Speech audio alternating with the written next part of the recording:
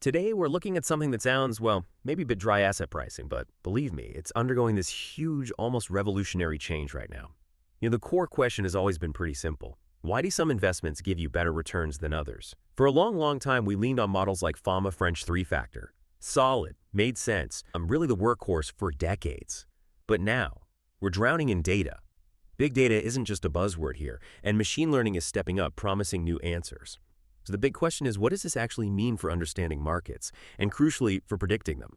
That's it, exactly. And this isn't just, a technical tweak. It's more like a fundamental shift in thinking about empirical asset pricing. We're going to unpack how we got from those classic models to where we are now. We'll look at the empirical challenges that really push the field towards machine learning. And importantly, we need to talk about the strengths, yes, but also the limitations, both the old and the new approaches. Our goal today is really to give you a clear picture of this paradigm shift, why it matters, not just academically, but for practitioners, for policymakers too, and ultimately what it means for, well, maximizing performance out there in the real world. Thank you for tuning in to Quantopian's Quant Radio, your AI-driven podcast exploring everything related to quantitative finance. If you enjoy this episode, don't forget to like and subscribe to stay updated on future releases. For more quant-focused content, join us at community.quantopian.com. There you can explore a wealth of resources, connect with fellow quants, engage in insightful discussions, and enhance your skills through our extensive range of online courses. Quant Radio is intended to help people develop their knowledge and skills in quant finance. This podcast is not intended to provide investment advice. And now, back to the episode. Okay, let's set the scene. Before we get into the machine learning part, maybe a quick history lesson. Where did this all start? I guess the capital asset pricing model, right? CAPM back in the 60s. The idea is elegant, wasn't it? Your expected return above, like a safe T-bill, depends only on how much your stock moves with the overall market. Beta was king. Simple, intuitive. But it didn't take long for cracks to appear. Researchers started finding things, these anomalies that CAPM just couldn't explain. You had the value effect, cheaper stocks doing better. Right, and the size effect, smaller companies outperforming. These findings really started to undermine the simplicity of CAPM. They showed market beta wasn't the whole story, not even close, really. And that led to the next big era, multi-factor models. Building on theory, people started looking for other systematic risks. And this is where Fama and French had their huge impact in '93.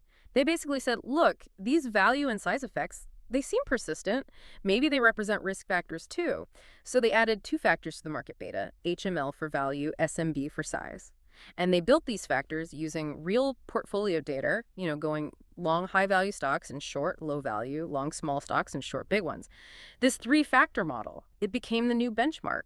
Explain returns much better. For a while, anyway. Exactly, for a while. But then history repeated itself. Hundreds of new anomalies started popping up, things the three-factor model couldn't explain either. The most famous one, probably being momentum stocks that go up, tend to keep going up for a bit.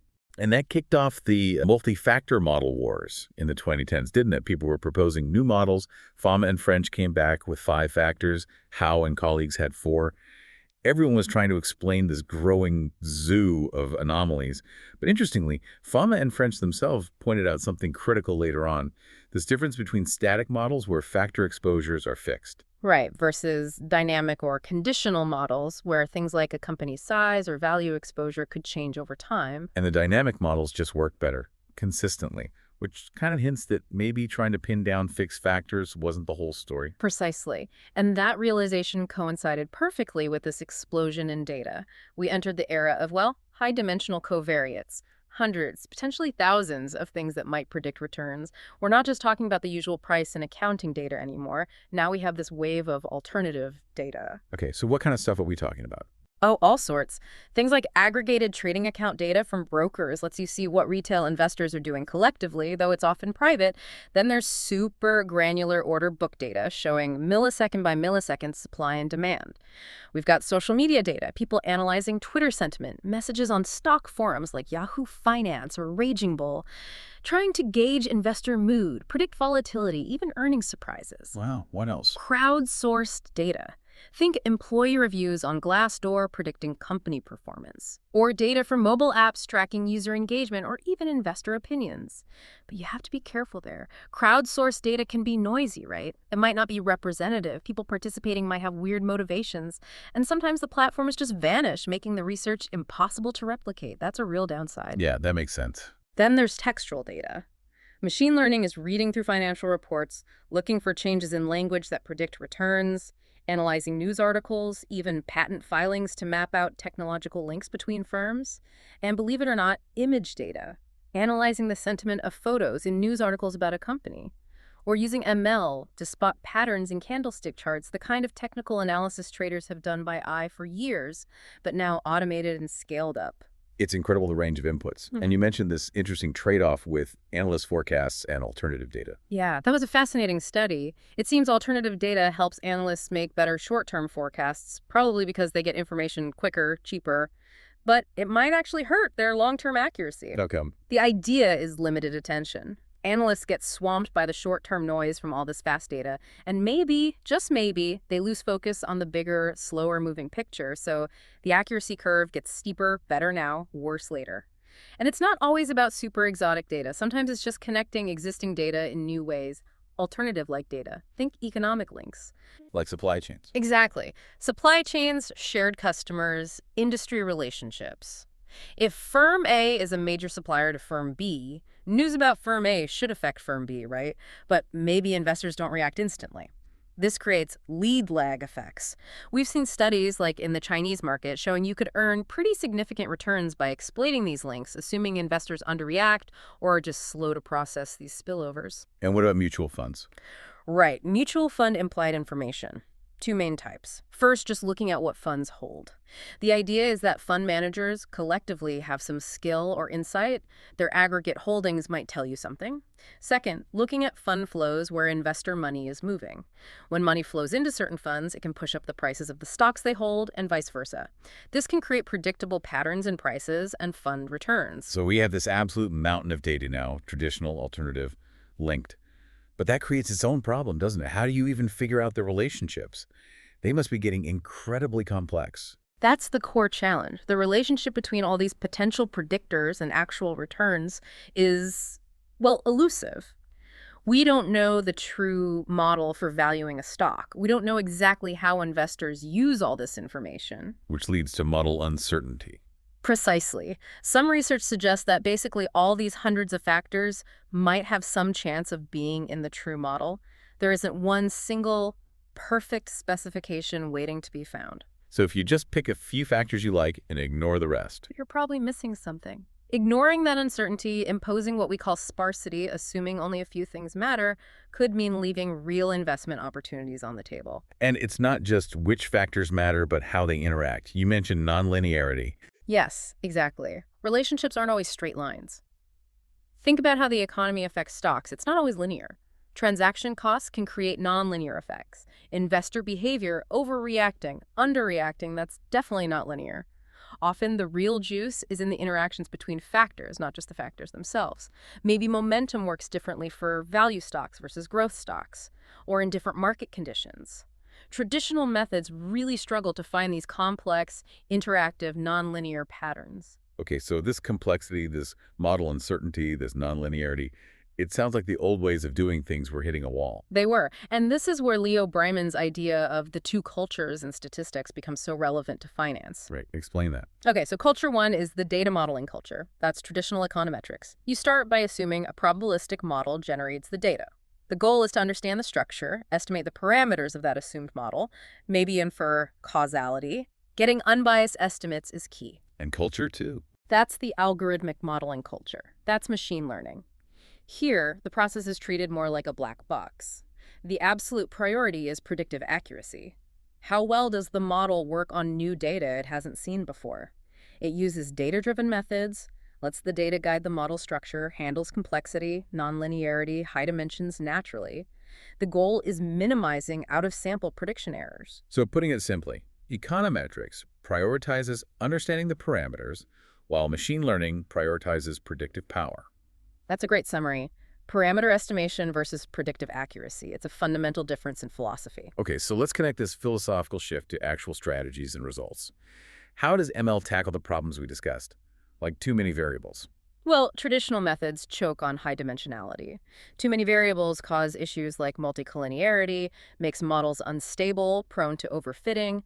So they often resort to sparsity assumptions, deliberately picking only a few factors. Which, as you said, might miss important information. Exactly. It means a potential loss of investment opportunities. Plus, practically, how do you do the traditional portfolio sorting if you have, say, 50 potential factors? It becomes impossible. So how do the results compare? The difference is pretty stark, especially out of sample.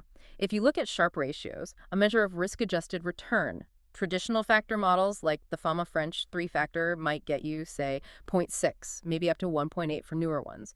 But the machine learning models, recent studies show Sharpe ratios hitting 2.4, 2.8, even over 3 consistently out of sample. That's a huge leap. Wow. And why the big difference? Because ML models can handle all those covariates. They use techniques like regularization to prevent overfitting, but they don't have to throw away potentially useful information by imposing sparsity beforehand. And the models that allow factor exposures to change over time, the conditional models, they tend to do even better. It really suggests that trying to find the small set of static factors might have been, well, maybe not the most fruitful path for maximizing prediction. Machine learning also changes how you even form portfolios to test models, right? Instead of just sorting into simple buckets. Yeah, methods like asset pricing trees are interesting. They use decision tree logic to group assets in much more complex data-driven ways, specifically designed to maximize the explanatory power for returns. They capture way more cross-sectional information than simple sorting. And what about choosing the factors themselves? Or dealing with irrelevant ones? ML offers tools there too. Things like lasso regression can automatically select the most predictive variables from a huge list, effectively shrinking the impact of irrelevant ones.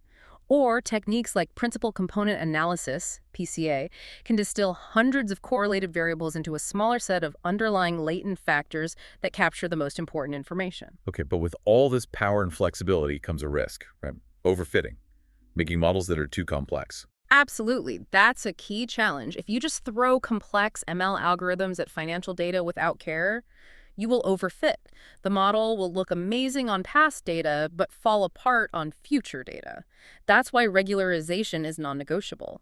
It's a set of techniques that penalize model complexity, forcing the model to focus on the most robust patterns and improve its generalization to new data. But then there's this really weird idea, the double descent. Ah, yes. That's fascinating and kind of counterintuitive. The traditional view is model complexity increases, error goes down, then it hits a sweet spot, then error goes back up due to overfitting. Double descent suggests that if you keep making the model even more complex, pushing into what's called the over-parameterized regime, where you have more parameters than data points, the generalization error can actually start to decrease again. Seriously, more complexity becomes good again. Potentially, yes. It's like there's a second valley of good performance way out in the complexity landscape. This has led to research on the virtue of complexity in finance. Studies are finding that sometimes these hugely complex models, like deep neural networks with tons of parameters, can actually achieve better out-of-sample performance in asset pricing than simpler models. It's still an active area of research, but it challenges our old intuitions about overfitting. Okay, let's address the elephant in the room, the black box problem. If these models are so complex, how do we know why they're making certain predictions? Isn't interpretability important? It's hugely important, especially in finance and academia. And yes, some ML models can be black boxes, but it's not always the case, and there's a lot of work being done on interpretability. Can you give examples? Sure. Researchers using PCA find the main components often correspond closely to familiar factors like value and momentum. Other methods like instrumented PCA show factors that look like portfolios managed based on characteristics. Techniques like permutation importance can tell you which input variables the model relies on most, and often it highlights things like momentum, liquidity, risk measures that decades of research have pointed to. Or analyzing the weights in the model can reveal which economic forces, like transaction frictions or value concepts, are driving the predictions. So we are finding ways to peek inside the box. So where does this leave us? How do we tie all this together? One powerful way is through the lens of the stochastic discount factor, or SDF. Okay, the SDF. Explain that. Think of the SDF as a kind of universal pricing kernel. It's a theoretical concept, MT plus 1, that relates today's price to tomorrow's expected payoff, adjusted for risk. You can write it as a function of asset returns, specifically like MT plus 1 equals 1 minus some weighted combination of excess returns. The key insight is that the weights in this combination can be seen as a function of firm characteristics, size, value, momentum, all that stuff we talked about. And crucially, this function can be complex, nonlinear. So the SDF framework can handle both old and new. Exactly. It's broad enough to encompass traditional models like Fama-French, where the weights are basically determined by portfolio sorts, and these new machine learning approaches where the relationship between characteristics and the SDF weights is learned directly from the data, potentially in a very complex, nonlinear way. It allows the way we construct factors or manage portfolios to be much more sophisticated. So if you want to build the best predictive model within this framework, what are the key steps? It really boils down to three things, all aimed at maximizing that out-of-sample Sharpe ratio. Selecting the characteristics, the C's. Which variables actually predict returns? This involves careful feature selection, maybe using ML techniques themselves. Constructing the managed portfolios, the F's. How do you combine those characteristics into factors or trading signals? This is moving from simple sorts to more advanced, possibly ML-driven, high-dimensional sorting. Estimating the SDF coefficients, the E's. How much do investors actually care about the risks associated with these factors? This involves statistical estimation, crucially using regularization to make sure the estimates are robust and work out of sample. Okay, that sounds like a plan. But what are the pitfalls, the downsides? It can't be easy. Definitely not easy. The biggest challenge is still the fundamental nature of financial data. It has very low signal-to-noise ratio. Finding the true predictive patterns amidst all the randomness is incredibly hard. Plus, markets change. Relationships aren't stable. There's a lack of stationarity. What worked last year might not work next year. This means you can't just plug financial data into standard off-the-shelf machine learning algorithms and expect miracles. So you need more than just the algorithm. Absolutely. You need to integrate economic theory and financial intuition. Using Bayesian methods that incorporate prior beliefs, building in constraints based on economic reasoning, these things are crucial for guiding the ML models and ensuring the results are sensible and robust, not just statistical artifacts. And we always have to remember the no free lunch theorem. Different ML models, different choices of variables, different regularization techniques, these all represent different implicit assumptions or priors about how markets work. They will lead to different results. There's no single magic bullet. Which is a good warning against just, torturing the data until it confesses. Exactly. Avoid model hacking or p-hacking. The goal isn't just finding something that worked in the past, but building models with genuine predictive power, ideally grounded in some economic understanding. So wrapping this up, we've seen a real journey from simple models trying to explain past returns driven by theory to this new world of big data and machine learning intensely focused on maximizing future predictive accuracy. Right. ML gives us the tools to handle the sheer scale and complexity of modern financial data, to find those subtle, nonlinear patterns. But it's not magic. It needs to be guided by economic reasoning to be truly effective and interpretable. It's a fascinating blend of disciplines, really. It is. It's an ongoing evolution, combining the rigor of economics with the power of computer science and statistics. Okay, so here's a final thought for you, our listeners. Given everything we've discussed, the flood of data, the power of these complex algorithms, this idea of the virtue of complexity, what long-held assumptions about finance, maybe about market efficiency or rational investors, might you need to rethink to really make sense of how markets move today. Thanks for joining us on this deep dive.